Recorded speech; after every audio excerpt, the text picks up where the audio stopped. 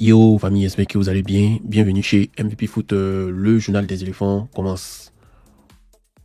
On commence avec Wilfried Zaha qui a frappé fort dès son entrée en MLS. Voilà, le joueur Wilfried Zaha n'est pas venu pour blaguer en MLS. En tout cas, premier match avec Charlotte, un but, une passe décisive pour son équipe, 2-0 contre l'Atlanta de Emmanuel Latelat. Le gars, il a montré qu'il est prêt pour le show et qu'il ne faut pas jouer avec lui. Voilà, donc il n'est pas là pour jouer. Comme le dit bien Imra, faut pas jouer avec ça.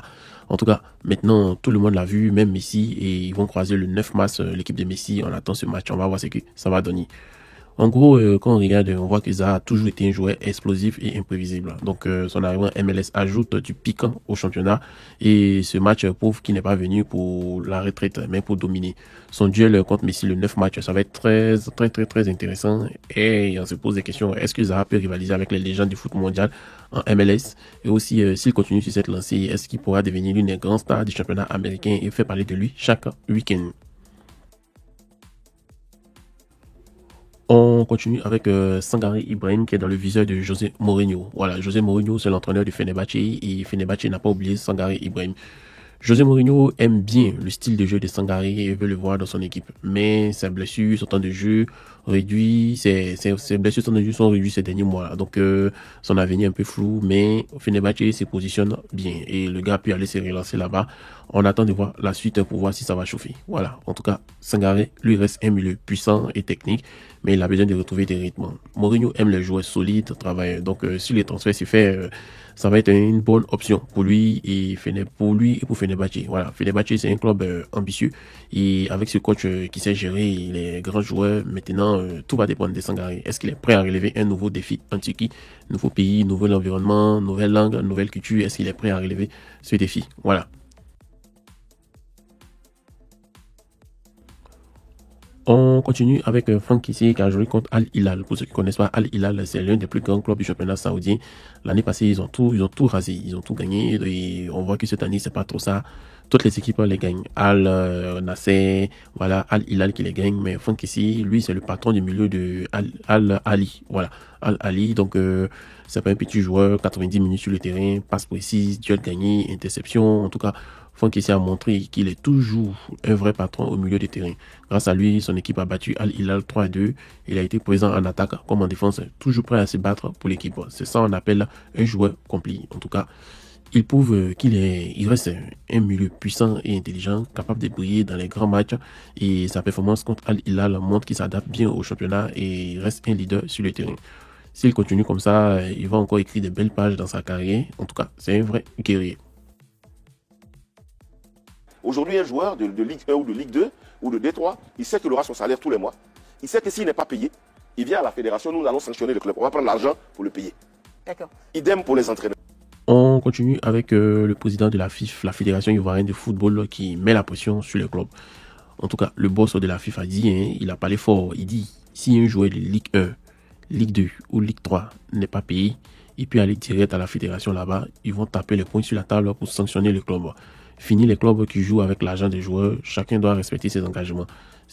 En tout cas, c'est une bonne nouvelle pour le football, pour les footballeurs ivoiriens, et on espère qu'ils vont vraiment vivre de leur art. En tout cas, c'est une décision qui montre que la Fédération ivoirienne de football veut protéger les joueurs et assainir le football ivoirien. Très souvent, des joueurs souffrent parce que leur salaire tarde ou disparaît carrément. On a eu cet épisode l'année passée avec l'Asie Nabengoro et on a vu ce que ça donnait. Donc, si la FIFA applique vraiment ces sanctions, les clubs vont être obligés de bien gérer les finances. Et maintenant, on attend de voir si les promesses seront tenues ou si c'est juste des paroles en l'air. En tout cas, affaire à suivre. Et c'est une bonne nouvelle pour les footballeurs.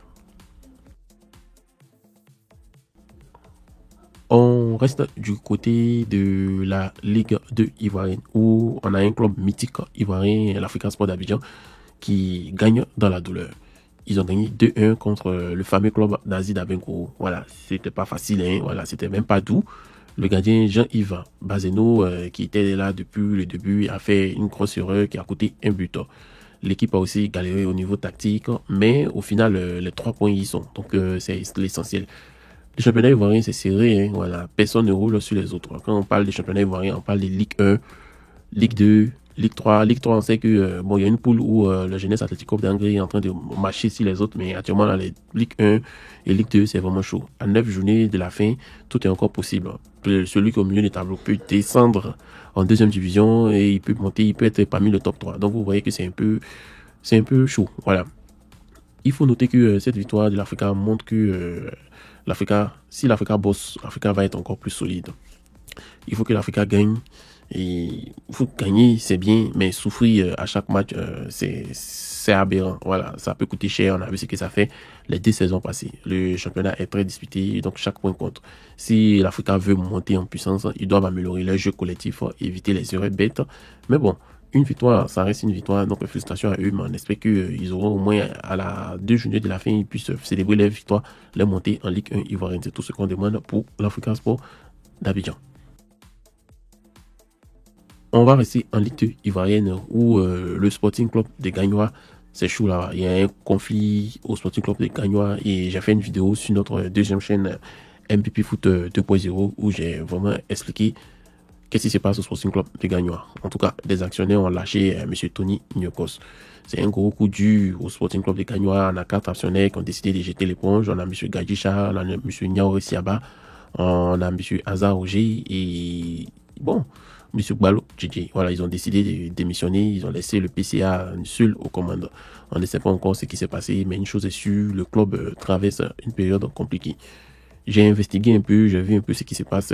C'est une histoire de conflit d'intérêts et puis ligne directrice du club. Donc c'est un peu flou, donc vous pouvez aller voir la vidéo. Je vais écrire comment on appelle, le lien de cette chaîne MVP Foot 2.0. Mais si vous regardez dans la page, quand vous rentrez dans MVP Foot, vous allez voir, descendez en bas, vous allez voir le logo de MVP Foot en violet, c'est la deuxième chaîne. Voilà. Bon. Cette situation montre qu'il y a de gros problèmes de gestion au Sporting Club de Gagnoa quand plusieurs actionnaires quittent en même temps. C'est rarement un hasard. Donc, s'ils ne s'entendent plus avec le président, ou s'il y a des problèmes financiers ou il y a des décisions mal acceptées. Maintenant, la question est de savoir comment M. Tony Nyokos va gérer. Est-ce qu'il va trouver d'autres investisseurs ou diriger seul le club? Une chose est sûre, le club doit vite stabiliser sa situation, sinon ça risque d'affecter les performances sur le terrain.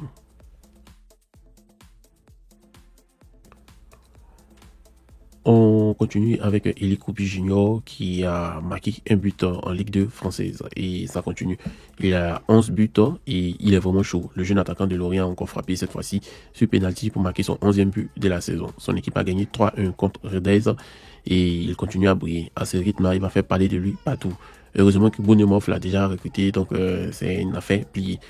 Bon, Eli Koupi montre qu'il est un vrai buteur, qu'il a un bel avenir devant lui. À seulement 18 ans, il porte déjà Lorient sur ses épaules. Et s'il continue sur cette lancée, il pourrait attirer l'attention des grands clubs européens très bientôt. Il doit juste garder la tête froide et continuer à bosser. Mais franchement, c'est vraiment une pépite. Et je demande à la Fédération ivoirienne de football de regarder ce cas-là. Voilà, parce que c'est vraiment une pépite. Il peut vraiment apporter à l'équipe ivoirienne. C'est un peu du style bébé Seko Fofana. Voilà, comme je vous l'ai dit, bébé Seko Fofana. Donc, vous pouvez l'appeler, on va voir ce que ça va donner.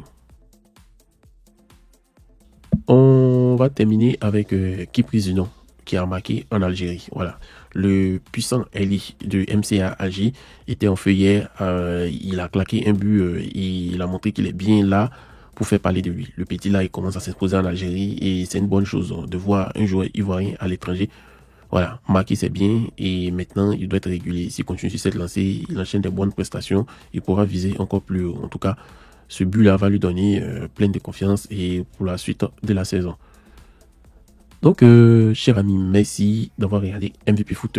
On s'est dit à tantôt pour un autre journal des éléphants. Voilà, ici on va faire les journaux des éléphants et puis dans l'autre chaîne on va faire que les analyses.